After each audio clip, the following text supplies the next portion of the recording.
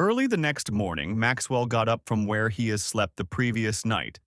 After he has finished washing his face, he dipped his right hand to his trousers and observed that his son's picture has lost. "Oh no, this can't be happening," he muttered. Ernest observed him. The latter was still laying down when he observed Maxwell searching himself thoroughly.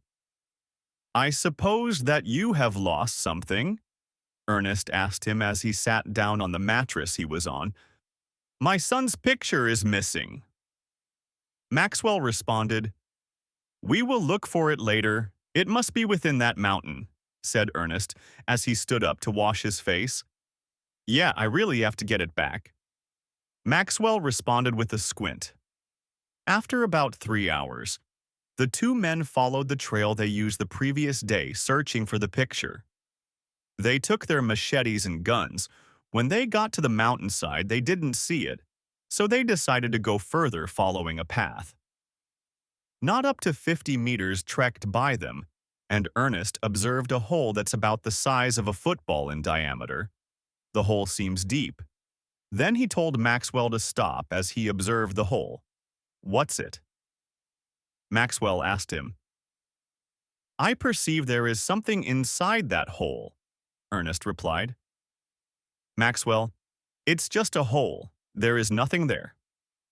"Come, let's continue our journey," Maxwell persuaded, but before he would finish speaking, Ernest has already started digging the hole with his machete. "What are you doing, Ernest?" Maxwell asked him with a squint face, but there was no reply from Ernest as he was busy digging deep. "Oh no," said Maxwell as he joined him to dig the hole. "So why do you get interested all of a sudden in digging this?" Maxwell asked him after they have dug some meters down below with their machetes. "I saw a faint red light in this hole when I got to this spot while we were heading down the road. The light just flashed," Ernest responded. "It would be a reflection from something, or maybe you're just having some headache and you can't see properly," said Maxwell, as he stood up from the depth they have dug and was leaving when he heard his name. He turned back and saw the head of an organism trying to crawl out. Ernest took some distance off the dug site and stood in the opposite direction of Maxwell, with the hole separating them. Suddenly, the organism burst out of the hole.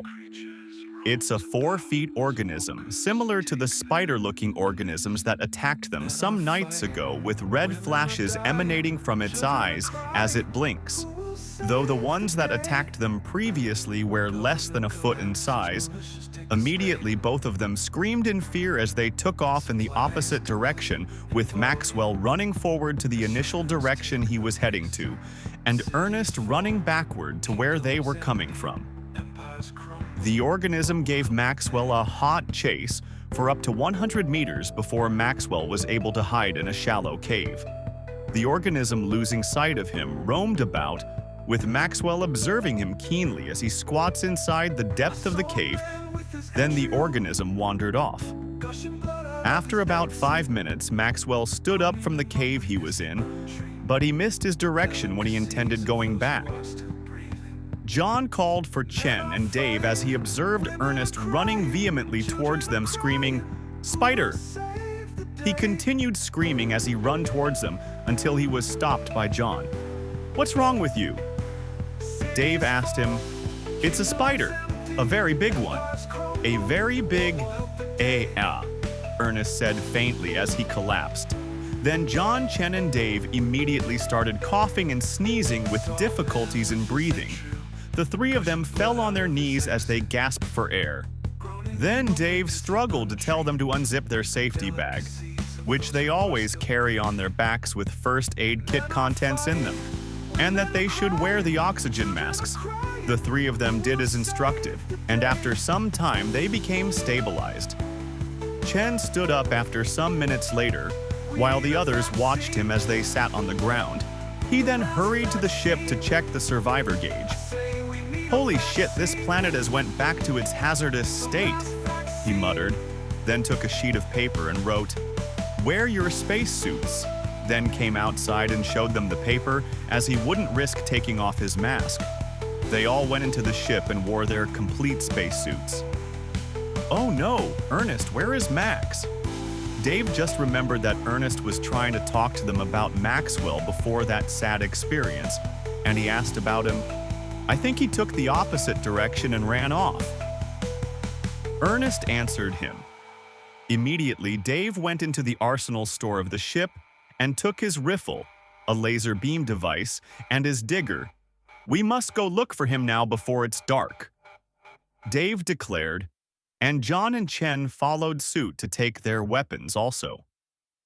"What are you doing?" Ernest asked surprisingly. "That stuff that was chasing after us is dangerous and can't be tamed by those things you guys are carrying," Ernest said.